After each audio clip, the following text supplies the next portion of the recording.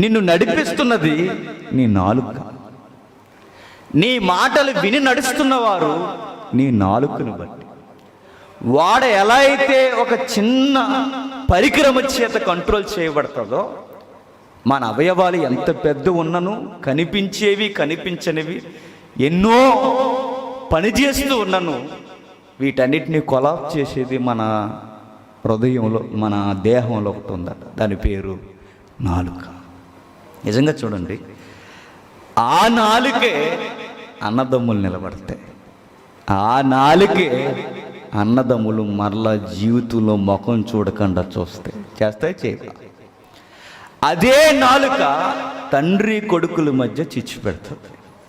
అదే నాలుక తండ్రిని ఎడబాయినంత గొప్ప ప్రేమను వ్యక్తీకరిస్తుంది. ఒకే నాలుక తోటుగోళ్ళని కలవనంత దూరం చేస్తుంది. ఒకే నాలుక మనుషుల మధ్య ప్రేమను కలుగుతుంది. నాలుకను కంట్రోల్ చేయడం మనకు రాకపోతే స్నేహాలు ఎగిరిపోతాయి, నెక్స్ట్ కాపురాలు ఎగిరిపోతాయి, నెక్స్ట్ పేరెంట్స్ విడిపోతారు, నెక్స్ట్ సంఘాలు కూడా విడిపోతాయి, ఇంకా బంధత్వాలు విడిపోతాయి, బంధురకం విడిపోతుంది, మనుషులు దూరం అయిపోతారు. ఇది ఏకంగా ప్రకృతి చక్రానికి చిచ్చెట్టేస్తుంది. అంత ప్రమాదం నాలుక. అందుకే బైబిల్ పదే పదే చెప్తుంది, నీ నాలుకను కంట్రోల్ చేయి, నీ నోరుకి కళ్ళెం పెట్టు, నువ్వేం మాట్లాడుతున్నావో చాలా జాగ్రత్తగా ఆలోచించి మాట్లాడు. మనం అనుకుంటాం మనకెంత కోపం ఉంటే అంత, మనకెంత ఉద్రేకం వస్తే అంత మాట అనేసం అయిపోయింది అనుకుంటాం. ఆ రోజుతో అయిపోతుంది. అది గుర్తుపెట్టుకోండి, ఎవడో ఒకరిని తినేస్తుంది అది ఖచ్చితంగా. ఏదో ఒక జీవితాన్ని నష్టపరచడం స్టార్ట్ చేస్తుంది.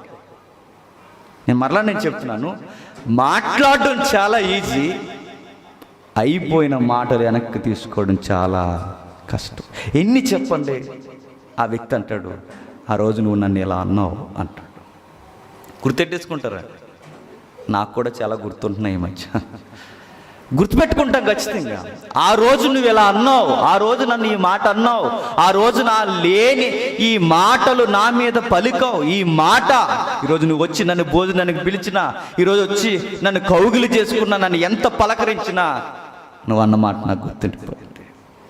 ఎంత సరిపేసుకుందామన్నా మాటలట మనుషుల్ని తోటల్లా పొడుస్తూనే ఉంటాయట.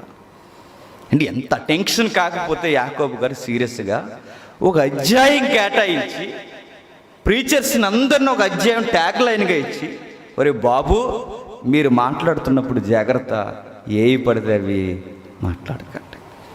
మరి ఎందుకురా మీరు ఇలా మాట్లాడుతున్నారని అడిగితే వాళ్ళు అంటారట, జ్ఞానం అనుకుంటారట. ఏంటి వాళ్ళు మాట్లాడే మాటలు వాళ్ళు అనుకుంటారట, మాట్లాడేవారు మేము జ్ఞానం చెబుతున్నాం అనుకుంటారట. యాకోబు తిరగేసి అడిగాడు, జ్ఞానమని పలుకుతున్న ప్రతి వ్యర్థమైన బోధకులకి, మాటకులకి, పాటగాళ్ళకి, అందరికీ పదార్థాలు బాగా ఒల్లి పట్టించిన వారికి ప్రతి ఒక్కరికి చెప్తున్నాను, నీది జ్ఞానం అనడానికి నీ దగ్గర ఉన్న కొలత ఏంటి?